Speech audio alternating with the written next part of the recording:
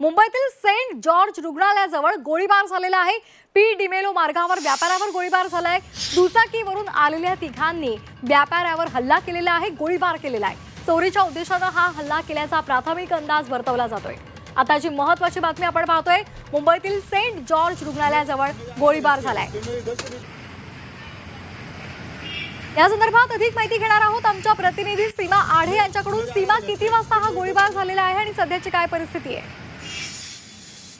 Saint George रुग्णालयाजवळील P डेमोलो मार्ग येथे काल रात्री 10:30च्या सुमारास अंगाडी या व्यापाऱ्यावरती गोळीबार झाल्याची माहिती जी आहे ती मिळते। या प्रकरणीचे अनेक व्हिडिओ सुद्धा बाहेर आलेले आहेत।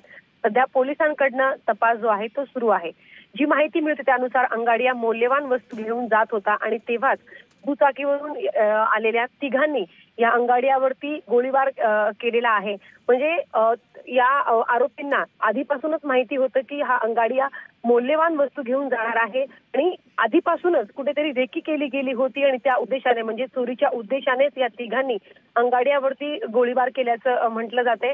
या गोळीबारामध्ये अंगाडिया जखमी झाला असून त्यांच्यावरती सध्या रुग्णालयामध्ये सेफ रुग्णालयामध्ये उपचार सुरू असल्याची माहिती जी आहे ती मिळते।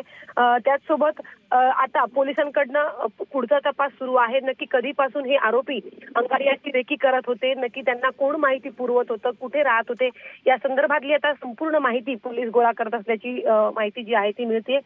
MRA पोलीस ठाण्यामध्ये सध्या या प्रकरणी गुन्हा जो आहे तो दाखल झालेला आहे। काल रात्री 10:30च्या सुमारास ही घटना घडलेली आहे। त्यामुळे हे नक्की आरोपी कोण होते, कुठे राहत आहेत आणि कधीपासून खरं तर रेकी करत होते या संदर्भातली आता चौकशी पोलिसांमार्फत सुरू झालेली आहे। अगदी धन्यवाद आपण दिलेल्या या सविस्तर माहितीसाठी। तर मुंबईतल्या सेंट जॉर्ज रुग्णालयाजवळ एका व्यापाऱ्यावर गोळीबार झालेला आहे।